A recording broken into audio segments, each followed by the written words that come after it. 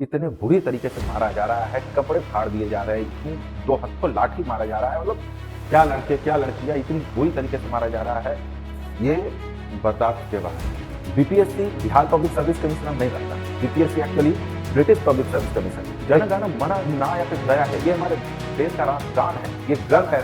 बोलने वाली हर आवाज जिम्मेदार है, पर्दाफाश कर देने वाला हर कलम पर अत्याचार है। सच को सच कहना हो गया है गुनाह, सत्ता से नजर मिलाने वाला हर शख्स गिरफ्तार है। जय हिंद। एक तरफ पूरी दुनिया नववर्ष की शुभकामनाएं बांट रही है, एक दूसरे को उपहार और मैसेजेस के थ्रू नववर्ष का बधाई पेश किया जा रहा है, प्रेषित किया जा रहा है। और इधर हम बिहारी छात्र छात्राओं को भी नववर्ष की शुभकामनाएं तो मिल रही हैं, परंतु वो पुलिस द्वारा बरसाए गए लाठी और डंडे से मिल रही है। ये जो हमारे जो छात्र छात्राएं जो बीपीएससी अभ्यर्थी हैं, उनको ये नया वर्ष अपने जीवन का एक अंधकार वर्ष दिख रहा है, और हो भी क्यों ना। आखिर इनकी गलती क्या है? बिहारी छात्र छात्राएं जो बीपीएससी के अभ्यर्थी हैं, इनकी गलती क्या है? यही ना कि संवैधानिक तरीके से अपने हक की आवाज उठा रहे हैं।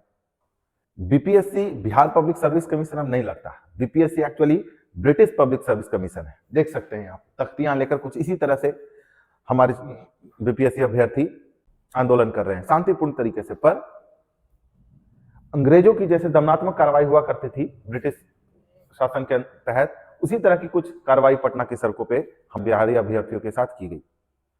आखिर इनकी गलती क्या है? 70वीं बीपीएससी परीक्षा के दौरान जो भी धांधलियां हुई, उसको लेकर ये बिहारी अभ्यर्थी अपनी आवाज बुलंद कर रहे थे। एक शांतिपूर्ण तरीके से गर्दनीबाग वाले इलाके में अपनी मांग उठा रहे थे सरकार के सामने कि री एग्जाम किया जाए, पुनः एग्जाम किया जाए, क्योंकि इस एग्जाम में बहुत बड़े स्तर पर धांधली हुई है। एक दो परीक्षा सेंटर्स पे नहीं, बल्कि कई सारे एग्जाम सेंटर पे लापरवाहियां देखने को मिली है। उसके प्रॉपर साक्ष्य उन लोगों के पास अवेलेबल है। बावजूद जब वो न्याय मांगने सरकार और कोर्ट के सामने पहुंचे, तो पुलिस के अधिकारी, ये वही पुलिस के जवान हैं और अधिकारी हैं जो खुद बीपीएससी और एसएससी जैसे एग्जाम को क्रैक करके अपने पद पे पहुंचे हैं, परंतु वह भी छात्राओं के इस आवाज को समझने में सक्षम नहीं है। और इस कड़कती ठंड में, दिसंबर की और जनवरी के इस कड़कती ठंड में, दोनों हाथों से पूरे बल के साथ वो उस पर लाठीचार्ज कर रहे हैं। किसी के गर्दन पर चोट लग रही है, किसी के पैर पर चोट लग रही है। क्या लड़के क्या लड़कियां, क्या छात्र और छात्राएं, सबको जैसे वो कोई छात्र ना हो, कोई आंदोलनकारी ना हो, बल्कि कोई आतंकवादी हो, कोई माओवादी हो, इस तरीके से उन पर चोट किया जा रहा है, मारा जा रहा है। उन पर वाटर कैनन की बौछार की जा रही है। इतने बुरी तरीके से मारा जा रहा है कि जिसको मतलब एक वेदनात्मक तरीके से, जिसको कोई समझा नहीं जा सकता।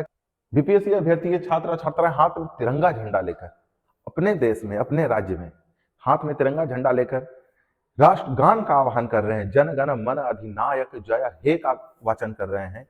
और पुलिस क्या करती है? दोनों हाथों से ये लठ बजा रही है उनके गर्दन पर, उनके पैरों पर, उनके कंधों पर। किसी का कपड़ा फट रहा है तो किसी का गर्दन टूट रहा है। जन गण मन अधिनायक जय है, ये हमारे देश का राष्ट्रगान है, ये गर्व है। और कोई विद्यार्थी या फिर कोई लड़का अगर इसे, या फिर कोई लड़की इसे गा रही है, तो कम से कम जब वो गान, उस राष्ट्रगान को गाया जा रहा है, कम से कम उस राष्ट्रगान का तो सम्मान करो। उस समय तो उस पर लाठी मत मारो। लेकिन वाटर कैनन, इस कड़कड़ाती ठंड में उस पर वाटर कैनन से उसको फोर्स उसको किया जा रहा है, उस पर लाठी डंडों की बरसात की जा रही है, उसके कपड़े फाड़े जा रहे हैं। क्या कहा जाए, मतलब ये देखो, मतलब उसके कपड़े फाड़े जा रहे हैं। बच्चों को इतनी बुरी तरीके से, विद्यार्थियों को मारा जा रहा है कि उनका मतलब जो जैसे एक आतंकवादी, एक माओवादी के साथ जो किया जाता है, उस तरह का अत्याचार यहाँ पे किया जा रहा है।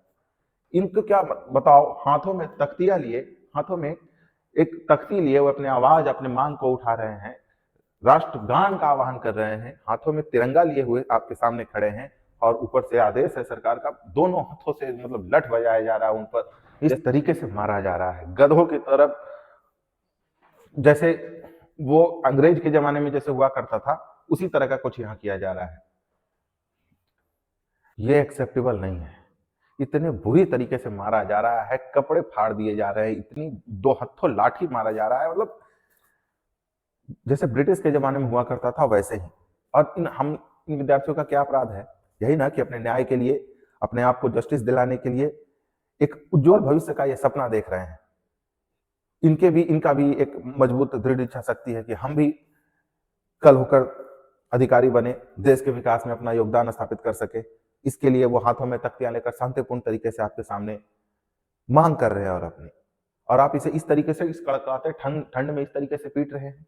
किन्हीं के कपड़े फाड़ दिए जा रहे हैं, वाटर कैनन से उनको इतना ज्यादा बाई फोर्स भी वहां से हटाने की कोशिश की जा रही है। आखिर इनकी गलती क्या है? ये सामने होकर राष्ट्रगान का आह्वान कर रहे हैं, जन गण मन अधिनायक जय हे, भारत भाग्य विधाता। क्या इसी तरह से राष्ट्रवाद की भावना को बढ़ाया जा सकता है? क्या देशभक्ति जताने का यही सिला हम भारतीयों को मिलने वाला है आने वाले भविष्य में?